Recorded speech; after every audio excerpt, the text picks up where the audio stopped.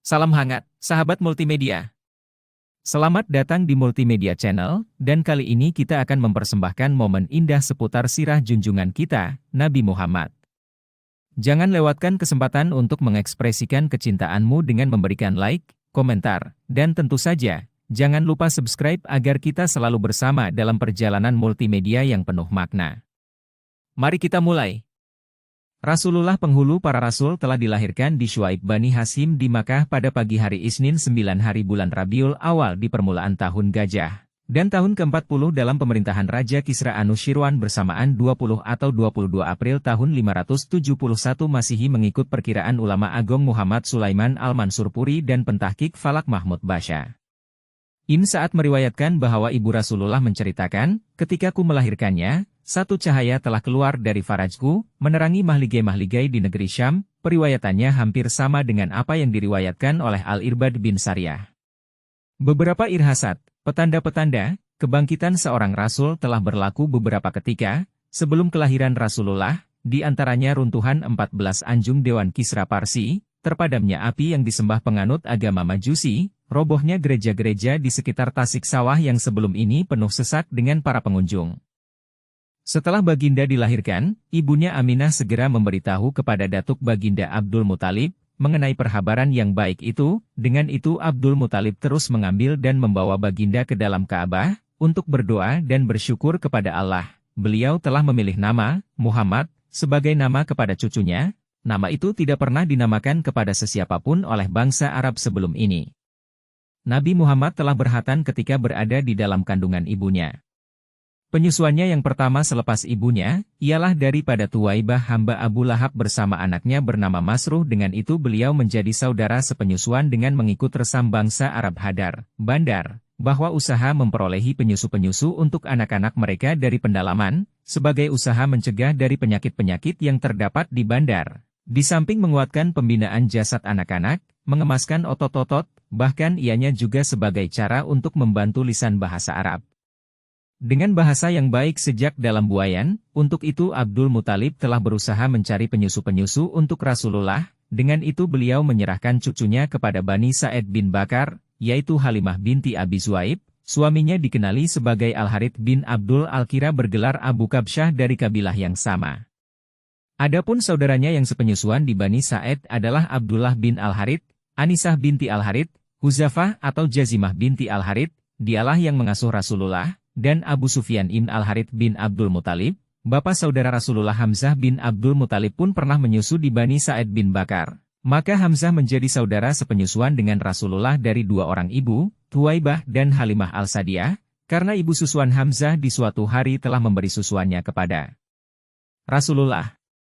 Semasa Rasulullah bersama Halimah, Halimah telah menyaksikan banyak keberkatan-keberkatan Rasulullah. Halimah bercerita bahwa dia pergi dari kampung bersama suaminya dan disertai oleh anak kecil yang masih menyusu. Halimah keluar bersama wanita-wanita Bani Sa'ad untuk mencari anak-anak susuan. Ini terjadi di tahun kedua di mana kami tidak memiliki apa-apapun. Katanya lagi, aku telah keluar dengan menunggangi keledai betina bernama Kamra, dan unta-unta kami, demi Allah unta kami tidak mengeluarkan susu setitik pun. Malah pada saat itu kami tidak dapat tidur karena anak kecil kami menangis di sepanjang malam lantaran kelaparan, dadaku tidak dapat mengenyangkan, unta kami tidak dapat memberi kami makanan, namun demikian kami masih tetap mengharapkan hujan. Aku keluar dengan keledai betinaku itu, hingga kakinya pecah-pecah dan berdarah karena muatan yang berat.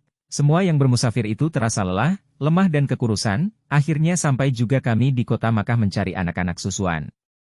Setiap orang dari kami telah diajukan Rasulullah untuk penyusuannya, maka setiap orang pula menolaknya dikarenakan Rasulullah seorang anak yatim. Karena sebagai seorang ibu susu, kami mengharapkan budi baik dari bapak si anak. Terus apa yang bisa kami harapkan dari si ibu dan si datuknya? Maka semua orang tidak berminat untuk menyusui anak yatim. Semua orang yang pergi bersamaku telah membawa pulang bayi susuannya kecuali aku seorang saja. Waktu kami telah bersiap untuk pulang, aku pun berkata kepada suamiku, demi Allah aku tidak pulang bersama-sama dengan teman-temanku yang lain tanpa membawa bersamaku seorang bayi susuan, demi Allah aku mesti ambil si yatim tadi.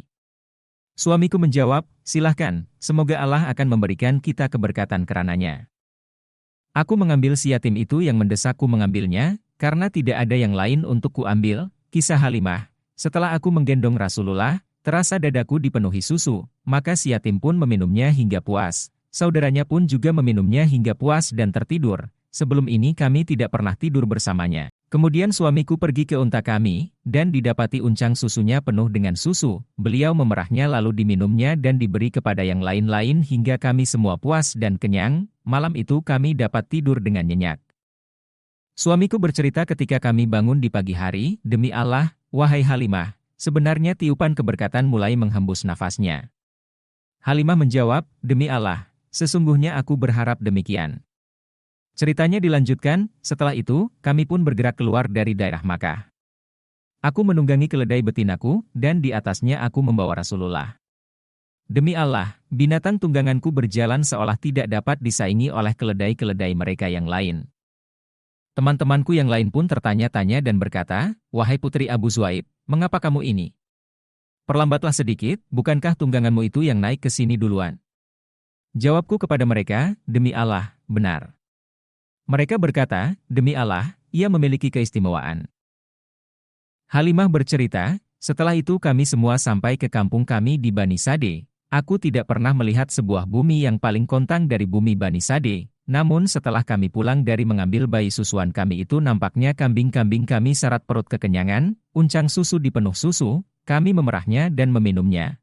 Sedang ternakan orang lain tetap tidak menghasilkan setitik susu pun, uncang susu kekeringan, menyebabkan penduduk-penduduk yang lain menyuruh. Peternak-peternak mereka dengan berkata, binasa kamu, cobalah bawa ternakan-ternakan ke tempat yang selalu putri Abu Zuaib berternak itu. Namun kambing-kambing mereka tetap kelaparan tidak mengeluar walau setitik susu pun, sedangkan ternakan kami kekenyangan uncangnya syarat dengan susu. Beginilah seterusnya kami terus menerima limpahan kurnia dari Allah hingga berlalu 2 tahun umur Rasulullah. Rasulullah berkembang tidak seperti anak-anak lainnya. Sebelum mencapai usia 2 tahun, Rasulullah telah tumbuh menjadi anak yang sehat dan kuat. Kata Halimah, setelah beberapa waktu, kami membawa baginda pulang ke pangkuan ibunya. Meskipun begitu, kami tetap prihatin agar baginda dapat terus tinggal bersama kami, karena kami sangat menghargai keberkatannya.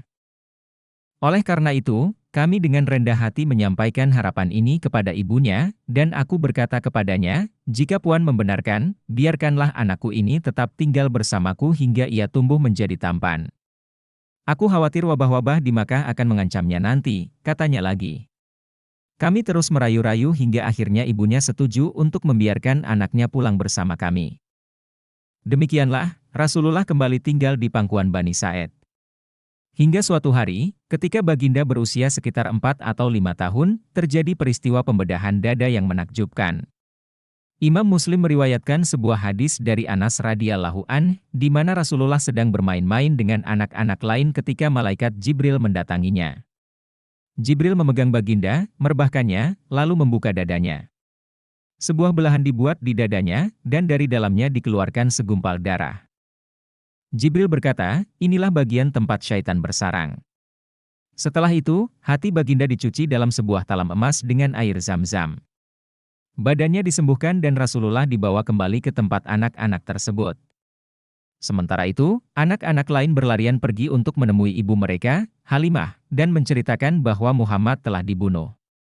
Namun, ketika mereka kembali menemuinya, mereka mendapati baginda dalam keadaan berseri-seri. Terima kasih telah menemani kami dalam menelusuri kisah kehidupan Rasulullah dalam episode kali ini. Namun, perjalanan ini belum berakhir.